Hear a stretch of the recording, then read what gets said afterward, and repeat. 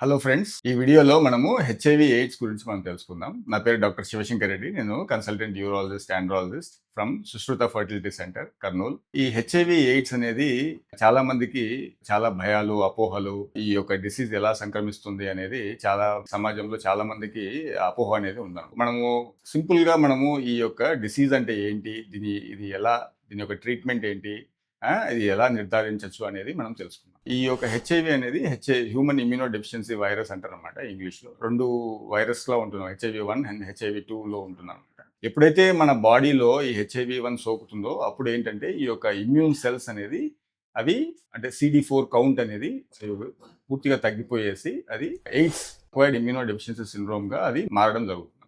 ఎవరికైతే ఈ ఎయిడ్స్ ఉంటుందో వాళ్ళకి ఏంటంటే అది క్రోనిక్ డిసీజ్గా అది దాన్ని నిర్ధారించవచ్చు.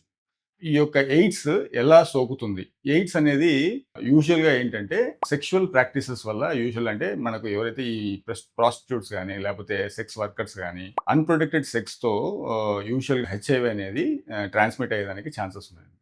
సో వాళ్ళు ఏంటంటే చాలా జాగ్రత్త, వాళ్ళు కాండమ్స్ వాడడం అనేది వెరీ ఇంపార్టెంట్ అండ్ అవాయిడ్ ఈ యానల్ ఇంటర్కోర్స్ కానీ, ఓరల్ సెక్స్ కానీ, ఈ యొక్క ఎప్పుడైతే ఈ మ్యూకోసా టు మ్యూకోసా కాంటాక్ట్ అవుతుందో అప్పుడు ఈ యొక్క సెక్రిషన్స్ అంటే అక్కడ మ్యూకోసా నుంచి వచ్చిన సెక్రిషన్స్ ఏవైతే ఉన్నాయో వాటిలో అక్కడ ఈ వైరస్ అనేది కొలనైజ్ అయిపోయి అవి హెచ్ఐవిని ట్రాన్స్మిట్ చేసేదానికి అవకాశం ఉంటుంది. అంతేకాని ఈ యొక్క వైరస్ అనేది మనము స్నానం ఒకరి సబ్బుతో వేరే వాళ్ళ సబ్బు మనం వాడగల కానీ, లేకపోతే మనము ఒకే ఫుడ్డు దగ్గర దగ్గర మనం తినడం వల్ల కానీ, లేకపోతే షేక్ హ్యాండ్ వల్ల కానీ, లేకపోతే ఆలింగనం చేసుకోవడం వల్ల కానీ మనకు ఈ యొక్క హెచ్ఐవి అనేది సంక్రమించదు. ఈ యొక్క దోమకాటు వల్ల వల్ల కూడా చాలామంది ఏంటంటే మనకు హెచ్ఐవి వస్తుందేమో, లేకపోతే ఒకే స్విమ్మింగ్ పూల్ మనం వాడడం వల్ల కూడా ఈ యొక్క హెచ్ఐవి వస్తుందేమో అనే అనే అపోహ అనేది రాంగ్ అనమాట. సిమ్టమ్స్ అంటే మనకు ఎప్పుడైతే ఈ యొక్క ఎక్స్పోజర్ ఎప్పుడైతే వాళ్ళ బట్టి మనము ఈ సిమ్టమ్స్ అనేది మనము బేస్ చేసుకొని మనకు వీళ్ళకి హెచ్ఐవి డయాగ్నోసిస్ అంటే వాళ్ళకు ఈ యొక్క ఇన్వెస్టిగేషన్ చేయాలా అనేసి మనము అవసరం ఉంటుంది అన్నమాట. సో ప్రతి ఒక్కరికి ఏంటంటే ఈ యొక్క హెచ్ఐవి టెస్ట్ అనేది అవసరం లేదు. ఎవరికైతే ఈ ఎక్స్పోజర్ వాళ్ళకే ఈ హెచ్ఐవి టెస్ట్ అనేది అవసరం ఉంటుంది. యూజువల్‌గా సింపుల్ టెస్ట్స్ ఏవైతే ఉన్నాయో లైక్ ఎలిసా టెస్ట్ అని చెప్పేసి ఉందనమాట. అండ్ ర్యాపిడ్ కిట్ టెస్ట్ అని చెప్పేసి ఉన్నాయి. And confirmatory like western blot test, తర్వాత పీసీఆర్ టెస్ట్‌లు ఉన్నాయి.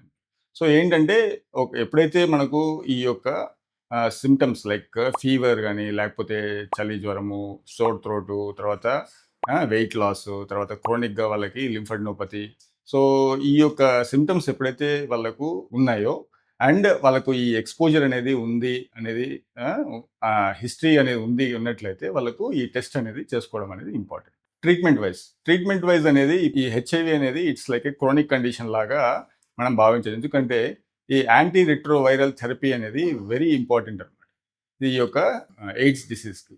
సో యాంటీ రిట్రోవైరల్ థెరపీలో మనకు గ్రూప్ ఆఫ్ 4-5 డ్రగ్స్ ఉన్నాయన్నమాట. సో ఈ 4 డ్రగ్స్ కలిపి ఒకటే సింగిల్ డోస్ ఆఫ్ ట్యాబ్లెట్లో మనకు డైలీ డోసింగ్ లాగా మనకు ట్యాబ్లెట్ అనేది ఇవ్వడం జరుగుతుంది. సో ఇట్స్ లైక్ ఏంటంటే ఒక డయాబెటీస్ లాగా, ఒక హైపర్ టెన్షన్ లాగా ఈ డిసీజ్ కూడా, ఈ హెచ్ఐవి డిసీజ్ కూడా ఒక రకంగా చెప్పాలంటే ఇట్ హ్యాపెండ్ లైక్ దట్.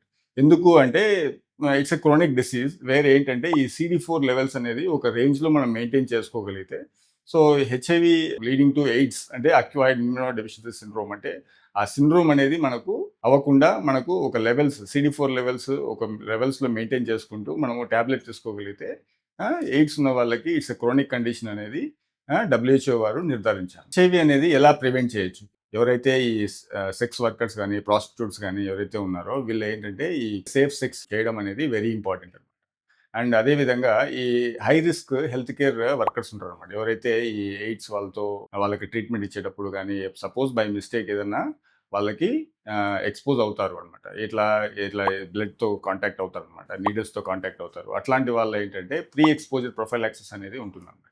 ఒకవేళ ఇన్ కేసు ఎక్స్పోజ్ అయిన తర్వాత ఏంటంటే వితిన్ 72 అవర్స్ వాళ్ళు పోస్ట్ ఎక్స్పోజర్ ప్రొఫైలాక్సిస్ లాగా కూడా వాళ్ళకు ఈ యొక్క ట్రీట్మెంట్ అనేది ఉందన్నమాట. సో ఎవరు భయాందోళన చెందాల్సిన అవసరం లేదు. సో దీనికి ఒక లైన్ ఆఫ్ ట్రీట్మెంట్ అనేది క్లియర్ కట్గా గైడ్ లైన్స్ ప్రకారంగా ఉందన్నమాట. సో అకార్డింగ్లీ ఆ ట్రీట్మెంట్ తీసుకోగలిగితే ఇట్ ఈస్ సేఫ్ అనమాట. అండ్ ఈ ప్రివెన్షన్ అనేది it is better than cure అనమాట anyhow. And we have to go according to guidelines ప్రకారంగా వెళ్ళినట్లయితే మనకు చాలా ఈ యొక్క హెచ్ఐవి గురించి అవగాహన తెలుసుకొని అదేవిధంగా మనము ట్రీట్మెంట్ అనేది తీసుకోవచ్చు ఒకవేళ మనకి ఈ యొక్క హెచ్ఐవి సోకినట్లయితే. చాలా మంది ఏంటంటే ఈ యొక్క లోకల్ సెంటర్స్లో ఒకే నీడిల్ని ఇంకే మల్టిపుల్ పేషెంట్స్కి వాడుతూ ఉంటారు. సో అది చాలా డేంజరస్ అండి. ఈ యొక్క హెచ్ఐవి ట్రాన్స్మిట్ అయ్యేదానికి హెచ్సివి ట్రాన్స్మిట్ అయ్యేదానికి చాలా ఫాస్ట్గా ట్రాన్స్మిట్ అవుతుంది ఇలాంటివి చేయడం వల్ల. Always ask for a new needle. So every year ఈ December 1 అనేది వరల్డ్ హెచ్ఐవి ఎయిడ్స్ డేగా భావిస్తున్నారు అనమాట. సో ఈ వరల్డ్ హెచ్ఐవి ఎయిడ్స్ డే రోజున మనము ఈ యొక్క సమాజంలో మనకు హెచ్ఐవి అంటే ఏంటి, దానివల్ల వచ్చే రోగాలు ఏంటి, ఎయిడ్స్ అంటే ఏంటి, ఇవన్నీ మనం తెలుసుకోవడం అనేది మన సమాజానికి చాలా అవసరం అండ్ ఉపయోగం. So awareness about HIV is very important and it will prevent the future stigma and empathy to others.